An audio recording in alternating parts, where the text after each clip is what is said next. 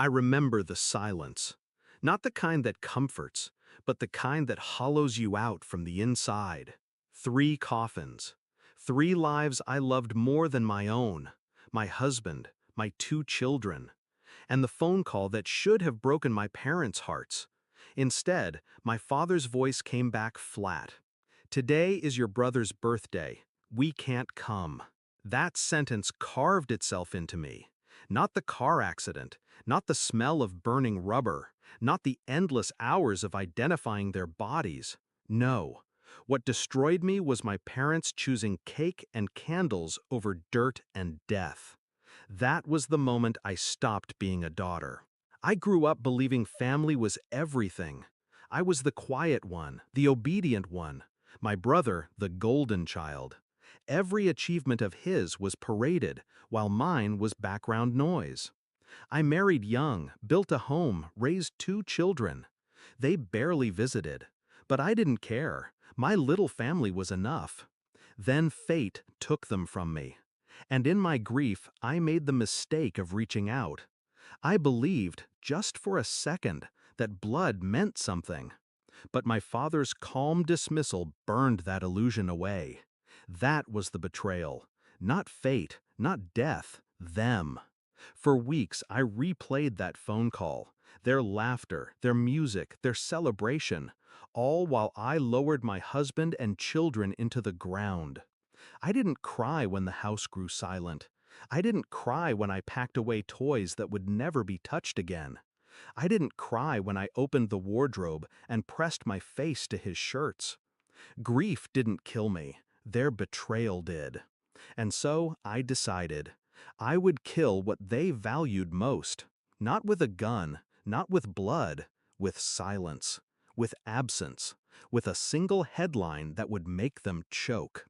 The planning began small. I closed the curtains and disappeared from their world. I didn't answer calls, didn't attend gatherings. I became a ghost in plain sight. But behind closed doors, I was working. My husband had left me everything: insurance, savings, investments, enough to disappear, to build a new life where their names meant nothing. I sold the house quietly, liquidated assets slowly, each transaction clean, invisible. I crafted new documents, a new identity waiting like a second skin. And then I wrote the letter. It wasn't long, just a page. My handwriting steady, my words final. I told them I couldn't live with the grief. That their absence at the funeral confirmed what I always feared. That I never mattered. That my life had ended with my family's. At the bottom, I wrote one sentence. By the time you read this, I'll be gone. 6 months later, they woke up to a headline. Widow of local tragedy found dead in apparent suicide. My name, my photograph, my story. The police found the letter on my empty desk. They found an empty bottle of pills. They found ashes in the fireplace. Burned clothes, burned journals, burned everything that tied me to the woman they used to know. But they didn't find a body, because there wasn't one. I was already gone. I imagined my father reading it at the breakfast table, the words sticking like shards in his throat. I imagined my mother's scream, sharp enough to shatter glass. I imagined my brother, the golden boy, realizing that the birthday they celebrated while I buried my family had cost them their daughter, their sister, their blood. Regret is a slow poison. I wanted them to drink it daily, and I knew they would, because guilt doesn't fade. Meanwhile, I was reborn. I left the country under a new name, cash-heavy, untraceable. I rented a small place by the sea, not a paradise, but a sanctuary. No one here knows who I am. They see a quiet woman with tired eyes who takes long walks and doesn't look back. At night, I light a single candle for the 3 graves no one visited but me.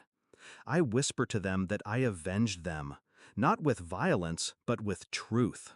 That their deaths showed me who my family really was. and that my disappearance punished them more than my presence ever could.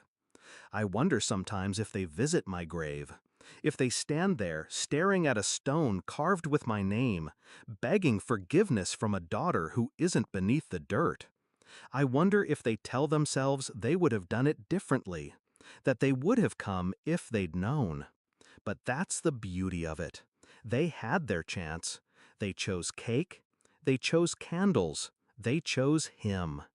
Now every celebration is tainted. Every birthday of my brothers is also the anniversary of the day they abandoned me. Every laugh is hollow. Every candle's glow casts shadows of guilt. I am not dead, but to them, I am gone, a ghost they created.